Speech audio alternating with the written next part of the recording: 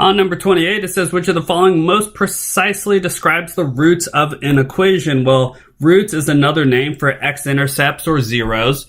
Hopefully you notice that since this is x squared, this is a quadratic equation or a parabola. And in that case, the roots are how many times it crosses the x-axis. Now, you could factor this by hand, or you could type it in a calculator and just look for how many x-intercepts there are. I would, of course, recommend, I guess it wouldn't be that bad by hand either. You can do either one. If we do it by hand, it's going to be AC method. And AC is 10. So what multiplies to 10 adds to 7. That'd be 5 and 2. So x plus 5 times x plus 2.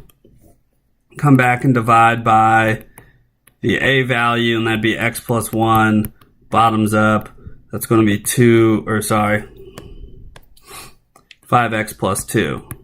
Okay, so your solutions would be x equals -1 and -2/5. That is 2 rational roots. So that's going to be answer choice H.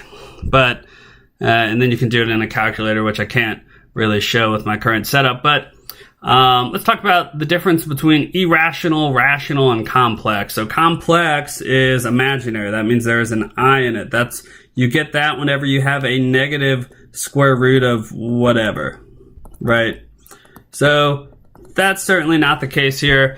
Irrational is any number that goes on forever, and a rational root is really kind of anything else, like 5, 10, -2, 1/2, 1/3 are all rational. Like famous irrational numbers would be like pi, or you see E a lot in math. Those would be irrational, and the answer is certainly not that. So again, the answer here is H.